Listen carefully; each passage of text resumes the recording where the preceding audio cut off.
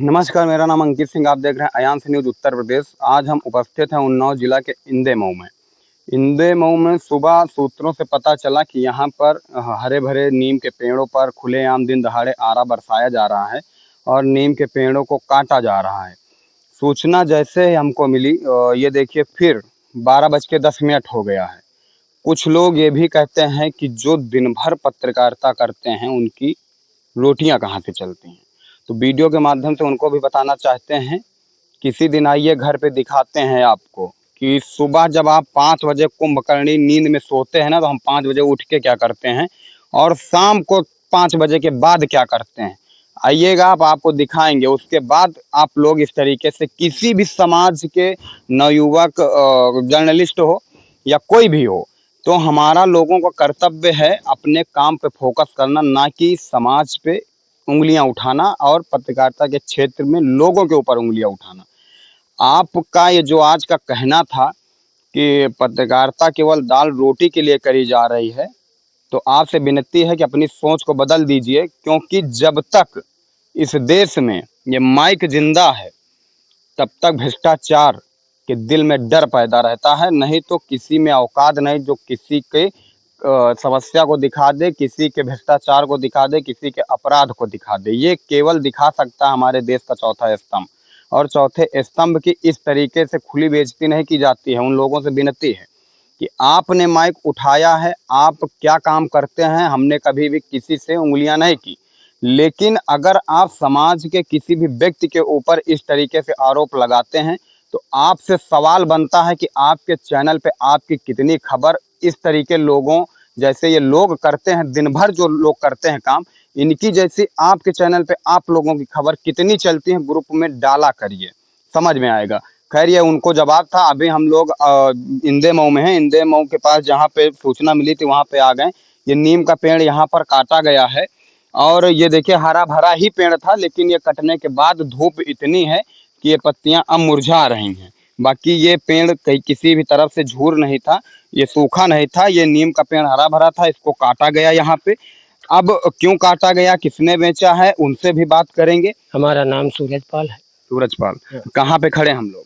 हम पाए घर के पास में खड़े। अरे इंदे मऊ में? हाँ। अच्छा, तो नीम का पेड़ क्यों काटा गया? नीम का पेड़ ये पलट गया था। कोई आंधी नहीं, कोई बौड़ार, कोई कुछ नहीं था। हाँ। अपने आप पलट गया था। हाँ। और ये दूसरे के खेत में है। हाँ। ठाकुरों के खेत में है। हाँ। तो उन्होंने कहा इसको अपना पेड़ हटवा लो, हम इसको जोतेंगे बोएंगे। है तो हमें ये कुछ पता नहीं था, तो हमने पैसे दे करके इसको कटवाया कि इसमें तख्ता निकलवा लेंगे, दरवाजा निकलवा लेंगे, और अपनी जलौनी खींचन कटवाया है। आपका कहना है कि आपने अपने घर के लिए यूज के लिए घर के यूज के लिए कटवाया। कब गिरा था? ये गिरे हुए 1 महीना हो गया। 1 महीना हो गया? हाँ, 1 महीना हो गया। अच्छा, हम बाहर थे। हरा था पेड़ की सूखा था?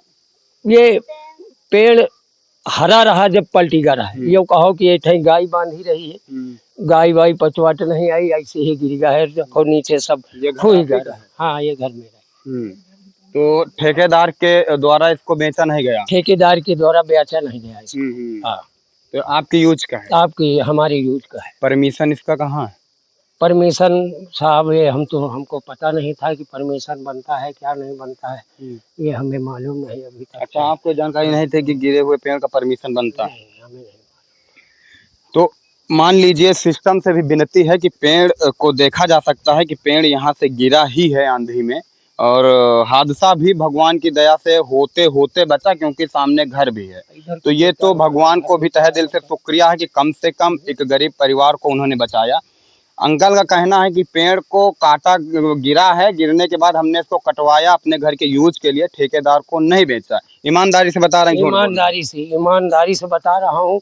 नीम के तरह खड़ा नहीं बताना है। नीम के नीचे खड़े होकर के अगर आप कह रहे हैं तो सही है, लेकिन अच्छा ये पेड़ मान लीजिए गिर गया है तो इसकी जगह पे आप कितने लगाओगे? इसकी जगह पे पेड़ फिर रखूंगा मैं, इसी जगह नीम का पेड़। देखो, आप लोगों को परेशान करना मेरा मकसद नहीं है। आपने पहली चीज तो पेड़ गिरा है, गिरने के बाद पेड़ तभी कटता है जब परमिशन होता है। लेकिन अगर आपको जानकारी नहीं थी, ये खेत किसका है जहाँ गिरा है? ये खेत ठाकुरों का है। दूसरे का है? हाँ। अच्छा, तो राजेश दूसरे के खेत में नीम पड़ी हुई थी, जिसकी वजह से अंकल का कहना है जानकारी न होने के कारण हमने पेड़ कटवाया है, अन्यथा जानकारी होती तो कटवा लेते।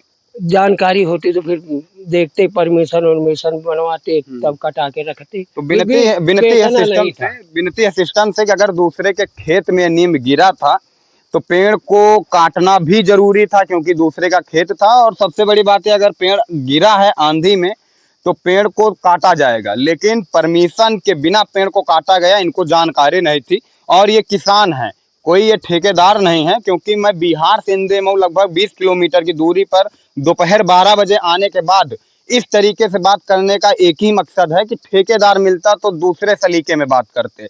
लेकिन अगर एक किसान है और इनको जानकारी है पेड़ों के बारे में, अगर अंकल जी लगातार जो पेड़ कटते हैं, इस पे क्या कहोगे आप? काटना चाहिए कि नहीं? नहीं, नहीं काटना चाहिए।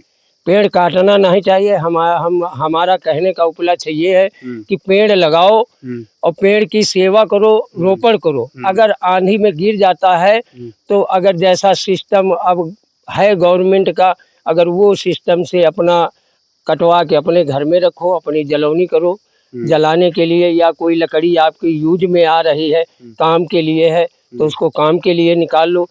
दरवाजा लगाना है, किमारा लगाना है, बहुत सारे काम होते हैं। इस उपलक्ष्य में अगर आदमी ध्यान दे तो पेड़ों का बचाव हो सकता है। कटाया तो अंकल का कहना है कि पेड़ को मैंने बेचा नहीं, पेड़ को कटवाया घर के यूज के लिए, आंधी में गिरा था, कोई ठेकेदार ने इसको खरीदा नहीं है। तो आप लोगों का क्या कहना है कि दूसरे के खेत में अगर नीम गिर गई है और उसकी तरफ से ये सवाल हो रहा है कि हमारे खेत को खाली करिए, इनके पास जानकारी का अभाव था, तो पेड़ को कटाना इन्होंने क्या गलत किया कि सही किया, कमेंट करके जरूर बताना। और अंकल जी एक छोटी सी बात ये बता दीजिए कि हम 20 किलोमीटर से आए, आपके घर में एक गिलास पानी पिया है क्या अभी? नहीं, कोई पानी नहीं। पैसे वैसे तो नहीं दे दिया? ये चीजें हम तुम्हारे पक्ष में बोल रहे हैं। कुछ नहीं, कुछ नहीं। क्यों? कुछ नहीं, अभी पानी क्यों भाई? नहीं सर, आपने कहीं से देखा नहीं कोई नोट वोट डाल दिया हो मेरे? नहीं नहीं, ऐसा नहीं। नहीं, कुछ लोगों को दिक्कत हो जाती है। दिक्कत ये होती है ना कि जैसे जानकारी मिलती है, तो आप यहाँ पे जानकारी के अभाव की वजह से चीजें किया, तो हम इसलिए बोल रहे हैं कि पेड़ गिर गया है, जानकारी नहीं थी, तो पेड़ को इन्होंने काटा है। तो ये कहीं ना कहीं इतना गलत नहीं है जितना गलत ठेकेदार करते हैं, जितना गलत ठेकेदार दिन दहाड़े काटते हैं पेड़। क्यों? हाँ, गलत करते हैं। तब हम इनके बारे में बोल रहे हैं, और इन्होंने कहा भी है कि हम नीम फिर लगाएंगे। तो पेड़ों को बचाया जाए, सिस्टम से विनती है, जो हरे भरे पेड़ काटे जा रहे हैं उनको भी रोका जाए। और उन लोगों से भी विनती है कि किसी के कार्य करने के तरीके पे सवाल तब खड़ा करिए जब आपके पास सबूत हो और यहाँ पर कोई बता दे। अंकल पैसा तो नहीं ले लिया गया? नहीं नहीं, पैसा 3-4 लोग हम आए हैं यहाँ पे, 3-4 लोगों के बिना हम जाते नहीं कहीं। तो यहाँ पे आए हैं तो किसी ने आपसे 1 रुपए तो नहीं कहा कि दे दीजिए? नहीं नहीं, कुछ नहीं। क्यों? आप एक गिलास पानी नहीं पिया तो हम ऐसे कैसे झूठ बोल रहे हैं? तो ये सारी चीजें हैं, ये लोग किसान हैं, तो इसमें कोई इतना बड़ा अपराध नहीं है। नीम को इन्होंने काटा दूसरे के खेत में, और भगवान की भी इनके ऊपर कृपा थी कि नहीं तो बड़ा हादसा भी हो जाता अगर घर पे पेड़ गिर जाता। लेकिन सिस्टम से विनती है कि लगातार ये जो अवैध पेड़ों की कटान चल रही है, इसको रोका जाए और इस पे कार्रवाई किया जाए। तो आप लोगों को यहाँ पे दूसरे के खेत में पेड़ को जो गिरा था उसको घर पे यूज करने के लिए काटने का तरीका कैसा लगा? जानकारी के अभाव होने के कारण इस पेड़ को बिना परमिशन के काटा गया है, इस पे कार्रवाई होना चाहिए कि नहीं होना चाहिए? आप लोग कमेंट करके जरूर बताना। जय हिंद।